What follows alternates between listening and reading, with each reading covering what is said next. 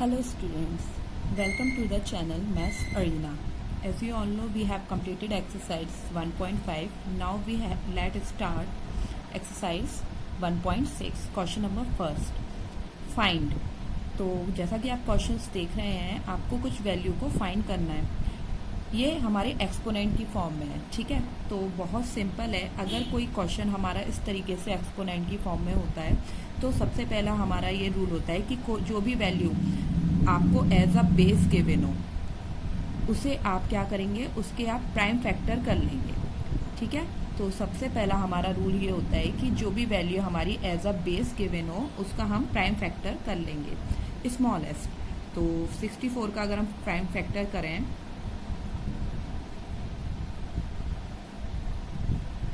ये मिलेगा हमको पावर 1/2. आप इसको 4 के बेस पे भी लिख सकते हैं, लेकिन हमारा जो मेन है, अगर हमें क्वेश्चन बिल्कुल परफेक्टली करना है तो कोशिश यही होनी चाहिए कि जो प्राइम फैक्टर आप कर रहे हैं वो प्राइम नंबर्स ही होने चाहिए. तो जैसा कि 2 हमारा प्राइम नंबर है, इस वजह से इसका प्राइम फैक्टर हमने इस फॉर्म में लिया है. अब इसको हम पावर के फॉर्म में कन्वर्ट करेंगे तो हमें क्या मिलेगा, 2 to the power 6 1/2. ठीक है, अब जैसा कि पावर अगर कट हो रही है तो हमारा आंसर हो जाएगा 2 to the power 3. और अगर आप इसको सिंप्लीफाई करना चाहते हैं तो आपको मिलेगा 2 × 2 × 2 गिव्स मी 8. आई थिंक ये आपको समझ में आया होगा. फर्स्ट क्वेश्चन का ही मैंने थर्ड पार्ट लिया हुआ है. तो थर्ड पार्ट हम कैसे करेंगे, इसके भी हम प्राइम फैक्टर्स कर लेंगे. तो 125 का जब आप प्राइम फैक्टर्स करेंगे तो सिंपल से ये केवल 5 से ही डिविजिबल है. तो इसके फैक्टर होंगे 5 × 5 × 5. अब इसको हम पावर के फॉर्म में कन्वर्ट करेंगे. Then we get 5 to the power 3 to the power 1/3. अगर ये आपका कट हो रहा है तो हम इजीली इसको काट देंगे, तो हमें मिलेगा 5 की पावर 1. तो 5 की पावर 1 का सॉल्यूशन 5 ही होता है, तो ये हमारा आंसर हो गया. बहुत सिंपल क्वेश्चन है ये, छोटे. नेक्स्ट क्वेश्चन नंबर सेकंड के भी मैंने कुछ पार्ट्स लिए हुए हैं. 32 की पावर 2/5 है, तो 32 के भी हम प्राइम फैक्टर्स कर लेंगे सबसे पहले. तो हमें मिलता है 2 का मल्टीप्लिकेशन 5 टाइम्स.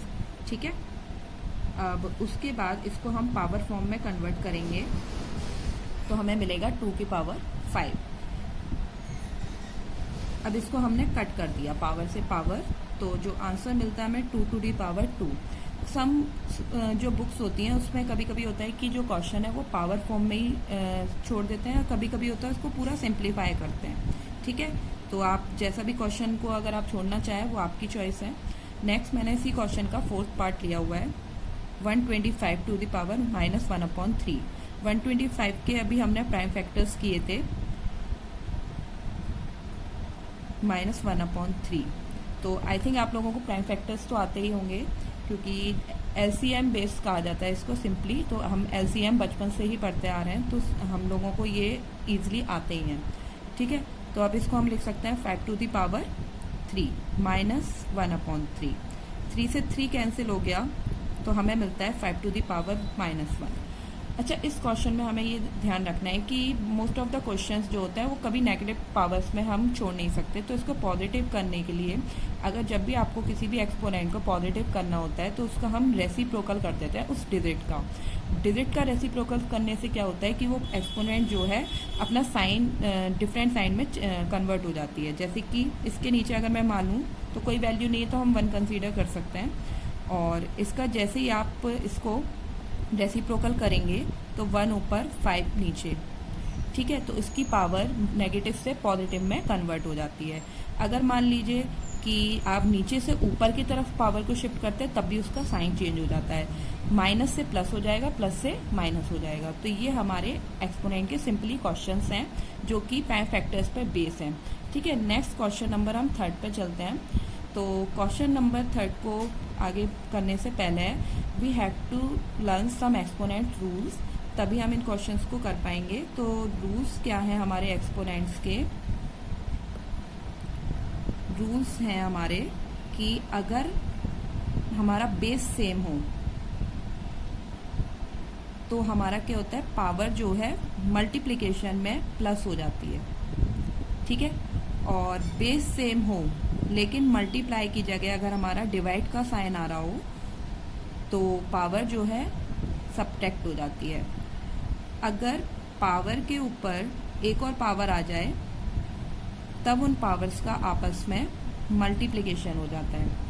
नेक्स्ट हमारे लॉ है कि अगर हमारा बेस अलग अलग है लेकिन पावर सेम है, बेस अलग है लेकिन पावर सेम है, तो हम क्या करते हैं, उन बेस का आपस में मल्टीप्लाई कर देते हैं और पावर को केवल एक बार शो करते हैं।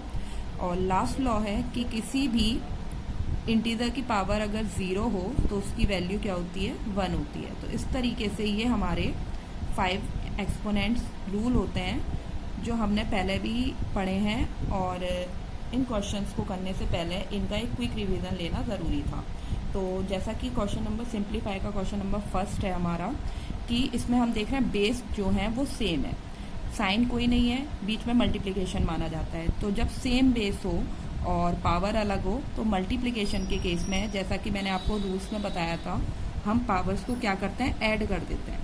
तो पावर हमारी होगी 2/3 प्लस 1/5। अब ये जो है एक फ्रैक्शन फॉर्म बन गई जिसके बीच में प्लस का साइन आ रहा है, तो हम डायरेक्टली इसका एलसीएम ले लेंगे। तो एलसीएम लेंगे तो हमें क्या मिलेगा, हमें मिलता है ये 10 + 3/15, क्योंकि 3 और 5 का एलसीएम हमें 15 मिलता है। तो जो हमें आंसर मिलेगा वो होगा 13/15। अब इस फ्रैक्शन, क्योंकि ये एक फ्रैक्शन फॉर्म है, P/Q फॉर्म है, रेशनल नंबर है जिसे आप सॉल्व नहीं कर सकते, तो आंसर हमें यहीं स्किप करना पड़ेगा। नेक्स्ट हमारा क्वेश्चन है 1/3 पावर 3 होल पावर 7। तो मैंने आपको एक लॉ बताया कि अगर पावर के ऊपर पावर होती है तो आपस में हम पावर्स का क्या करते हैं, मल्टीप्लाई कर देते हैं। तो 3 × 7 कर देंगे तो हमारा आंसर हो जाएगा 3⁻21। तो अगर आप इसको ऊपर ले जाना चाहते हैं, रेसिप्रोकल करना चाहते हैं, तो आपको याद होगा कि जो मैंने बताया था कि रेसिप्रोकल करने से पावर के साइन चेंज हो जाते हैं। तो इसका आंसर हम लिख सकते हैं -21, अगर आप लिखना चाहें तो। नेक्स्ट क्वेश्चन पे हम करते हैं क्वेश्चन नंबर 3। इसमें आप जैसा कि देख रहे हैं कि बेस सेम है, सेम बेस है, ये भी 11 है, ये भी 11 है, लेकिन अब ये मल्टीप्लिकेशन फॉर्म में नहीं है, ये डिवाइड फॉर्म में है। तो डिवाइड फॉर्म में क्या होता है कि पावर्स जो होती हैं वो आपस में सब्ट्रैक्ट हो जाती हैं, ठीक है। तो पावर का हमने आपस में क्या किया, सब्ट्रैक्शन कर दिया। तो अब दोबारा से, क्योंकि ये एक P/Q फॉर्म है, फ्रैक्शन फॉर्म है, बीच में नेगेटिव साइन आ रहा है, तो एलसीएम लेना पड़ेगा हमको। तो हमें जो मिला वो मिला 11⁻1/4, क्योंकि ये भी P/Q फॉर्म है और ये सॉल्व नहीं हो सकती है, तो इसीलिए हम यहाँ पे आंसर को स्किप कर देंगे। नेक्स्ट हमारा क्वेश्चन है 7⁻1/2 एंड 8⁻1/2। तो ये हमारे किस लॉ से मैच कर रही है, ये हमारे 5th लॉ से मैच कर रही है। 5th लॉ में मैंने आपको बताया था कि बेस अलग अलग हो लेकिन पावर सेम हो तो बेस का हम मल्टीप्लिकेशन कर देते हैं। तो जैसा कि आप देख रहे हैं यहाँ दोनों बेस हमारे अलग अलग हैं, लेकिन हमारी जो पावर है वो सेम है, तो हम बेस का क्या करेंगे, मल्टीप्लाई कर देंगे। तो ये हो जाएगा 7 × 8 = 56 1/2 इसका आंसर। आप 56 के चाहे तो प्राइम फैक्टर्स भी कर सकते हैं, लेकिन 56 के प्राइम फैक्टर्स जो हैं उसमें आपको केवल एक सिंगल वैल्यू नहीं मिलेगी, इसमें आपकी वैल्यू कन्वर्ट भी होगी। तो बेटर है हम इस क्वेश्चन को यहीं पे स्किप कर देते हैं। इसी तरीके से आपकी पूरी एक्सरसाइज भी कंप्लीट होती है। अगर आपको किसी भी क्वेश्चन में डाउट है तो आप कमेंट बॉक्स में टाइप कर सकते हैं।